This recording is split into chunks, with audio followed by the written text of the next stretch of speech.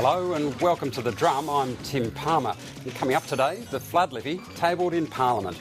But will the independents support it? Who are the phantom Liberal leakers spreading stories about friction within the party? And why the Vatican won't let Catholics phone in their confession. Our panel tonight, ABC economics correspondent Stephen Long, Simon Sheikh from activist group GetUp, and the Executive Director of the Institute of Public Affairs, John Roskam. And good afternoon to all of you. Tim. The federal government has introduced legislation for its flood levy into Parliament, but it's immediately hit an obstacle. Julia Gillard's still battling to win over independents and the Greens so it can pass through the lower house. Tasmanian Independent MP Andrew Wilkie says he's yet to be persuaded. I share the view of many notable economists who say let's just run the deficit out another 12 months. I mean, the point here is not whether or not we will fund the reconstruction of Queensland and Victoria and other places. That will occur. The issue here is the best mechanism for making it happen.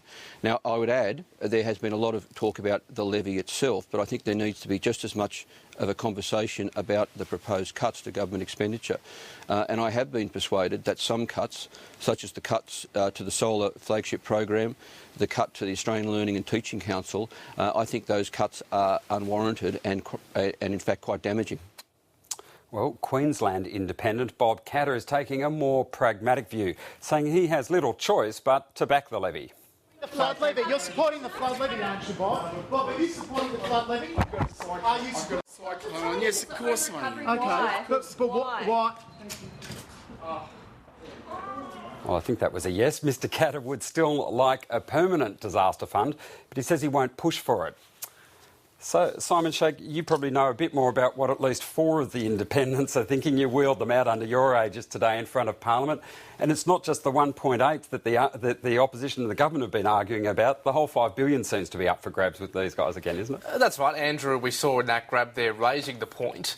All four independents have made it very clear that they have a number of demands. The Gillard government will need at least two of them, and that means she's going to have to give something up.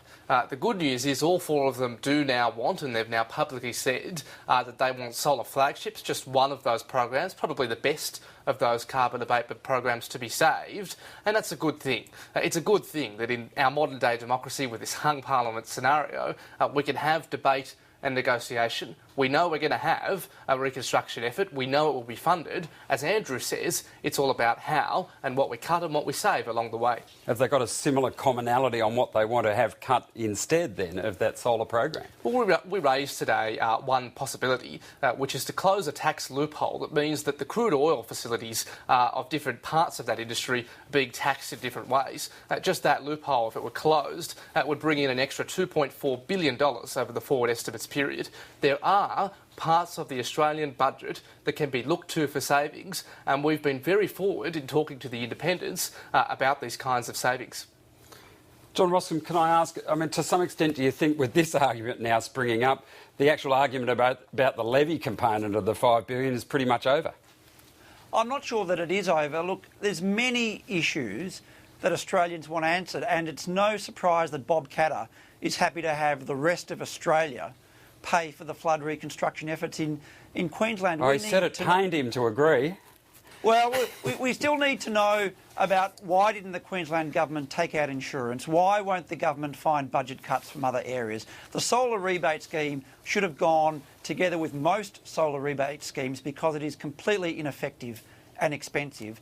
And when Julia Gillard appeals to Tony Abbott to help her raise taxes, it's like John Howard appealing to Kevin Rudd to help him pass work choices. Look, the flood levy has a long way still to go before we get this new tax. The point you raise about the lack of insurance of the infrastructure in Queensland is being pushed around a bit now. Nick Xenophon, the latest. Stephen Long, where do you see this moral hazard issue that's being pointed to? Well, I think that Nick Xenophon is right, and the Queensland government should have had insurance. And it's bizarre to me. I remember when I was presenting PM and this issue first came up, I was absolutely shocked that there was not insurance in place, and there is a moral hazard issue there. That said, I disagree with the idea that we should be looking to immediately wind in the deficit, and I've got no issue with the flood levy one way or the other. I mean, to me, it's not a big problem having a small levy on high to middle income earners, and there could be some economic benefits at the margins if the economy is going on the trajectory that the Reserve Bank expects. That is in effect like a de facto rates rise that could wind in consumption, and you don't want the government spending big on reconstruction and people working at the same time. So it could actually make economic sense. But I don't see why there's this obsession with having a levy as in broad terms, as opposed to worrying so much about us having a deficit for another year. This is the surplus fetishism that was set up over more than a decade. And in economic terms, there's no issue with having a wafer-thin surplus as opposed to a slight deficit. It doesn't matter one way or the other. It's PR in politics because there is nothing but an arbitrary line between a small surplus and a minor deficit. Now, on the moral hazard point... it allows a lot of breastfeeding, though, doesn't it? Well, unfortunately, that's what politics unfortunately has come to in some way. I would hope we could have a more intellectual conversation with the Australian public. But on the insurance issue, this is the state government insurance issue. State governments being ready to respond to these kinds of things by having insurance. I think it's very likely that Nick Xenophon will get a deal with Julia Gillard on this. I can't see how she won't agree to that kind of initiative where state governments in future will have to have this kind of insurance. It costs about $50 million in order to qualify for future federal government support. Might be the last time that we need to raise a levy for that sort of infrastructure, at least, if that gets through. Well, of course, one of the offshoots of the levy has been the foreign aid discussion, and it seems all is not that well at the top of the Liberal Party. According to Fairfax newspapers today, Deputy Leader Julie Bishop has been warring with Tony Abbott over the coalition's plans to slash $448 million in foreign aid to Indonesian schools. The Shadow Foreign Minister is apparently furious at implications that she approves the cuts, and that gave her government opposite, Kevin Rudd, plenty of ammunition in question time today. Australia's foreign aid program is designed to support Australia's core national interests, our national economic interests, our national security interests and our international humanitarian interests, and that's precisely what this program in Indonesia does. Mr Speaker, the problem for the Leader of the Opposition is the Deputy Leader of the Opposition is right on this, absolutely right.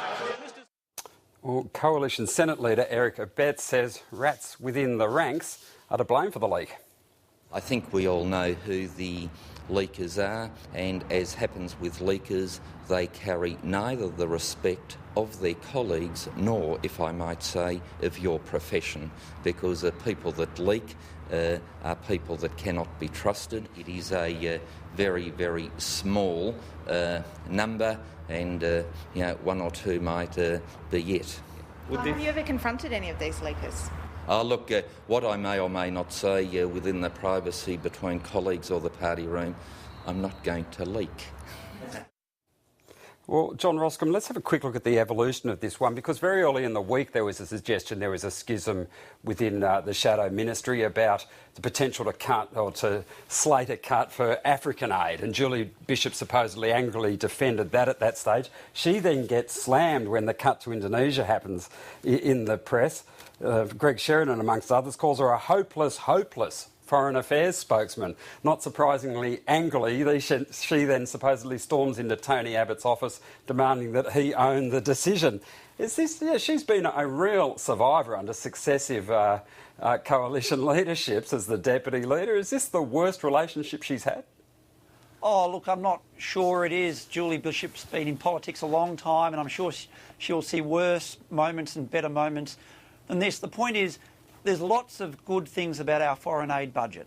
But at the same time, what Kevin Rudd didn't say is large parts of our foreign aid budget are about getting him a job at the Security Council. So the point about foreign aid is it's completely appropriate for the coalition to have a vigorous, strong argument about cuts and about what's appropriate. But you don't want to have these arguments in public, and Tony Abbott has a problem that there's going to be many more robust discussions that need to be had, but there's no way you can have these discussions if someone's then going to run to Fairfax and recount everything that was said at the Shadow Cabinet table. It's a problem. Do you think they picked the right target within foreign aid this time? I mean, Tom Allard had an article from a village in Lombok, Te Batu today, where one of these projects seems to be diverting girls who'd get married typically at 11. Now one of them wants to be a doctor. Isn't that exactly what we'd like to see?